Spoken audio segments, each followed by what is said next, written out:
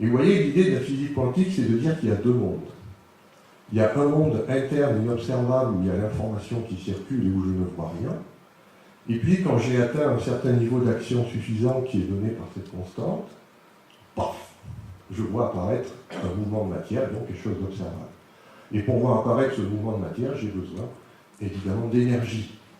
Et donc, on voit que la physique quantique nous met tout de suite dans la bonne idée, c'est que la vie, c'est quoi? C'est un ensemble de trois choses, information, énergie et action. Vous ne pouvez pas séparer ces choses-là.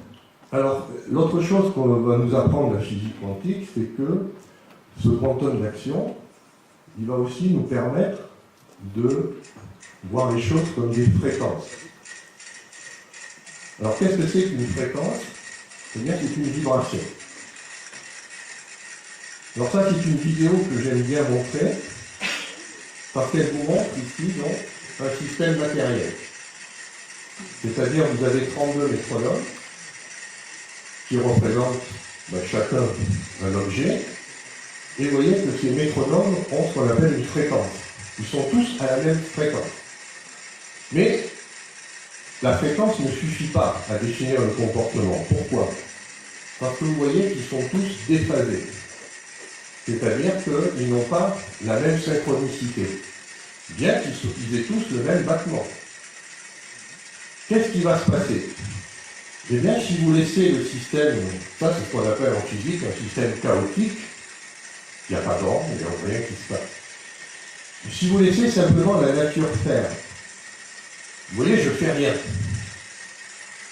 Vous avez dû remarquer que ces métronomes sont tous posés sur le même support.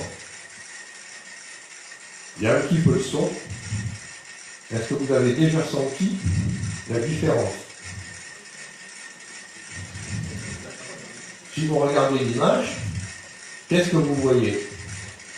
Vous voyez que maintenant, il y a certains métronomes qui ont décidé de se mettre en phase. C'est-à-dire qu'ils commencent à avoir ce qu'on appelle un comportement cohérent. Alors, vous l'entendez par l'oreille et vous le voyez aussi. Alors, évidemment, pas tous ne sont dans cet état-là. Vous voyez que là, on est déjà presque en cohérence totale. Il y a juste celui-là qui s'obstine à aller à droite quand les autres vont à gauche. Mais là aussi, ne soyez pas en physique quantique, il faut être patient. Vous laissez le temps faire.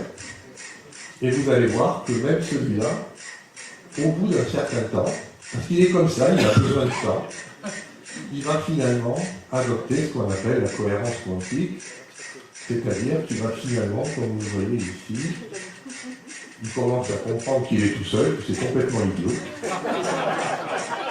Et donc, qu'est-ce qu'il va faire? Il va rentrer dans l'ordre.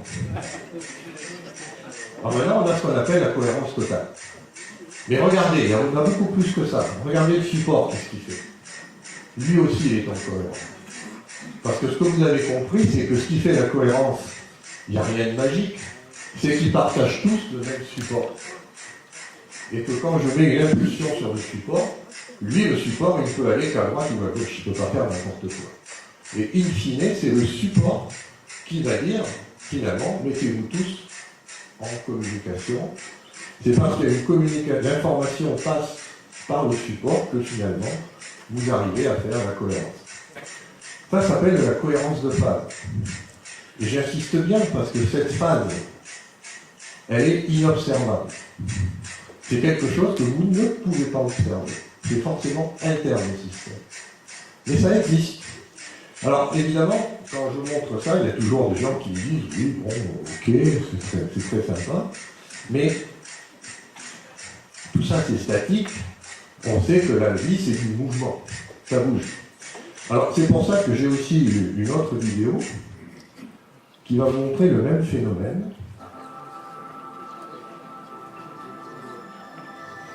C'est exactement la même chose. Vous avez des oiseaux qui ont à peu près la même morphologie, qui ont des étourneaux, c'est-à-dire que leurs ailes battent à la même fréquence, et eux aussi ont une phase. La différence entre les étourneaux et les métronomes, c'est que l'oiseau a cette capacité de se déplacer de façon autonome. Est-ce qu'on perd la cohérence de phase pour autant? Eh bien, vous voyez que non. C'est-à-dire que bien que chaque individu ait la possibilité de faire ce qu'il veut, le résultat final, c'est qu'il y a un comportement cohérent. Donc on peut aussi avoir la cohérence de phase avec du mouvement. Ça donne des formes qui sont fluctuantes et non plus statiques, mais ça existe. Alors, la grande loi qui est derrière ceci, c'est cette loi-là. C'est-à-dire que si vous voulez expliquer cette émergence de phase, là je vais baisser un peu le son,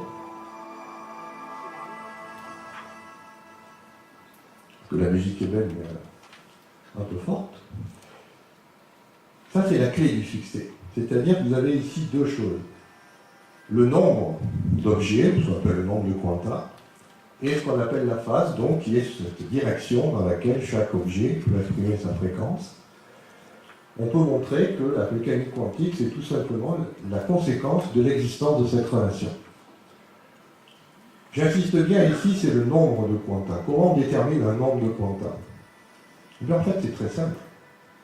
1, 2, 3, 4. Il suffit de compter. Comment vous mesurez la phase? Eh bien, il suffit de regarder une direction. Si je regarde par exemple ici, j'ai ma phase qui est par exemple à 0 degré. Si maintenant je regarde non plus comme ça, mais comme ça, ma phase est à 90 degrés. Si je regarde comme ça, ma phase est à 180 degrés. La phase, c'est un angle. Et ce que vous dit cette relation, c'est que si je sais compter, je ne sais plus dans quelle direction je suis. Si je sais dans quelle direction je suis, je ne sais plus compter. Pourquoi vous avez ce comportement cohérent ici? Est-ce que vous pouvez compter le nombre d'oiseaux? Non. Comme vous ne pouvez pas compter le nombre d'oiseaux, leur phase est très bien définie. Et ils ont ce comportement cohérent. Qu'est-ce qui se passe si je réduis le nombre d'oiseaux? Je vais pouvoir les compter. Et comme je vais pouvoir les compter, ils vont aller dans toutes les directions de façon aléatoire. Et donc ça vous montre que la physique quantique, c'est une physique de notre monde à notre échelle. Ce n'est pas une physique microscopique comme on voudrait vous le faire croire. Quand vous prenez la physique quantique dans ce qu'elle est de plus beau et de plus essentiel, c'est une physique qui s'applique à toutes les échelles.